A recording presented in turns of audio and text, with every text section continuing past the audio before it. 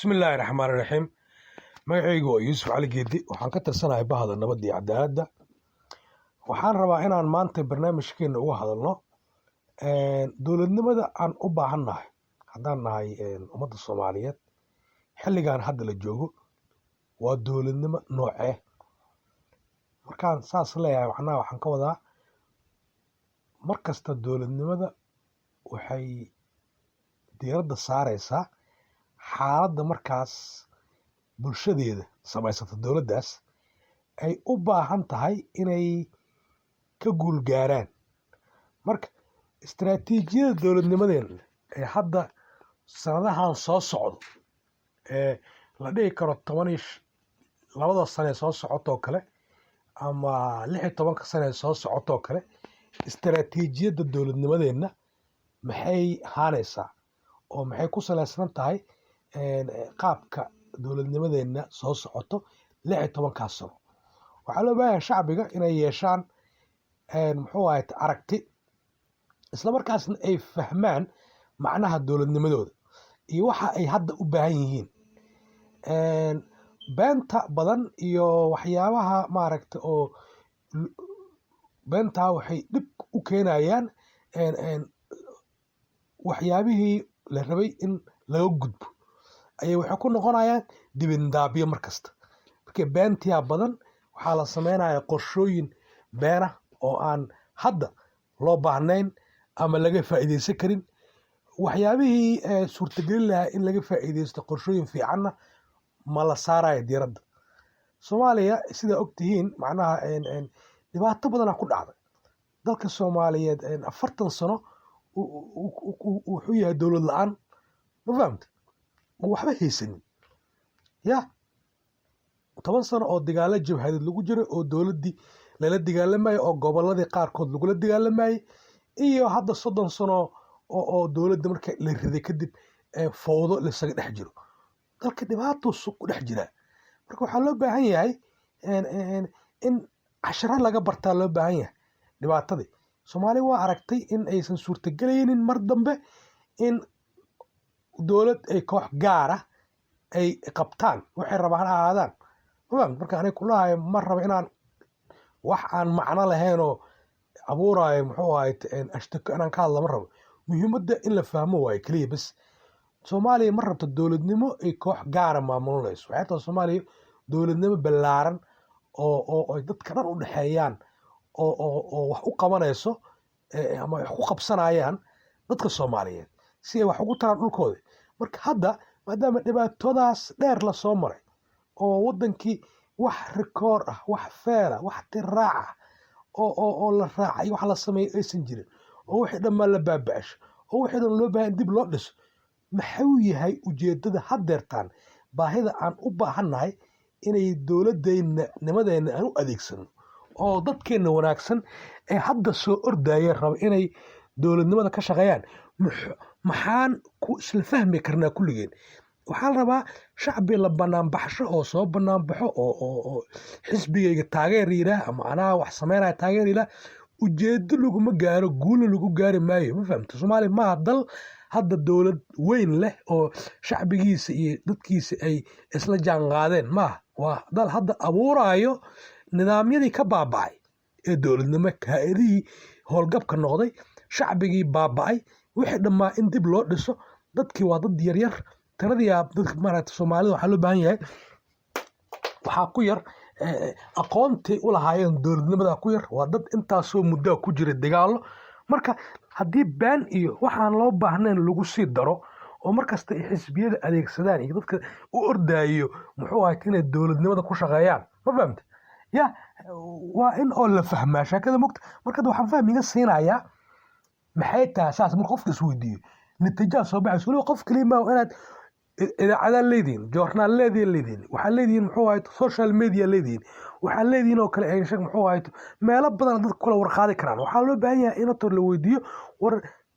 dowladnimada aan u baahannahay. Waa aragnay dowlado badan la soo bedelay dhacay hab dimuqraadiyadeed waa la sameeyay oo 4.5 waliba uu qaabka ku dhismay ee xal tahay. Laakiin haddana dadkii ay sameeyeen inay xilkii iska wareejiyaan oo lagu kala wareego dimuqraadiyad iyo xoogaa dad waaweyn waa la arkay oo u riyaaqayo in system dowladnimo oo isbedbedelayo madaxweyne leh ra-iisul wasaare leh baarlamaano leh ya oo isbedelayo inuu dalka ka curto arrin fiican waaye laakiinse maxaan ku qabsan karnaa haddeertan oo aan shaqadeena inaa xisabtaa laga rabaa maanta dowladda aad dhisayso ma waxaad ka sugaya oo uga fadhidaa haddeertaan inay macdan iyo shidaal iyo gaas intay kuu qoday dahab iyo diamond iyo kuusoo bixiso aan suuqa u iibgeyno waxna soo galaan ma hadda annaka aan raadinaynaa runtii laisku sheegaan rabaa mugta mise waxaan raadinaynaa kalsoonidii soomaali ee lahayd oo dhuntay oo baaba'day dadkii soomaaliyeed waa isdagaaleen qabiil isku dagaaleen shakhsi isku dagaaleen magaalo isku dagaaleen dadki waa kala tageen ma fahamte damiirkii dhammaa oo mansabkii soomaaliyeed waa baaba'ay ma fahamte oo kalsooni ma leh kalsooni soomaalinimo oo soomaalida isku tixgelshaan ma leh oo isku walaalsadaan ma fahamte marka dowladnimada inaa fahamtaa la rabaa war dowladnimadeenna oo 16 sane soo socoto waxaan diiradda ku saaraynaa oo aan ahmiyadda weyn siinaynaa annagoo kaashanayno shacbigeenna markii dadka soomaalida oo fiican tiraday ka bateen dowladna ma wada noqon karaan kulligood ma noqon karaan wasiiro ma noqon karaan baarlamaankii ma noqon karaan madaxweynihii ma noqon karaan ra-iisul wasaarihii tiraday ka bateen dadki in laga faa'iideysta waa loo baahay marka sidee looga faa'iideysanaya war madaxaradan rabna maxay tahay waxaan u baahannahay annaga sanadaha soo socdo inay istaraatiijiyada dowladnimadana ku salaysnaato mid soo celiso kalsoonidii ka dhimatay ummadda soomaaliyeed oo dib maslaxa u samayso oo samayso muxuu ahayd isku keenid daljeclaysi walaalnimo in wax la qaybsan karo in la wada noolaan karo in sharci lagu dhaqmi karo in sharci la isbari karo war in laga baxo colaada laga baxo dhibaatada laga baxo aaminaadii iyo kalsoonidii la aamini karo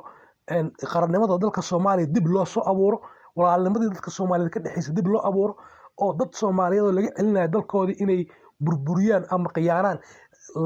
yaraato ma fahamte waxyaabahaas ina ka shaqaysa la rabaa oo islaaxa oo nabadda ma fahamte isla markaas idoo kaashanayso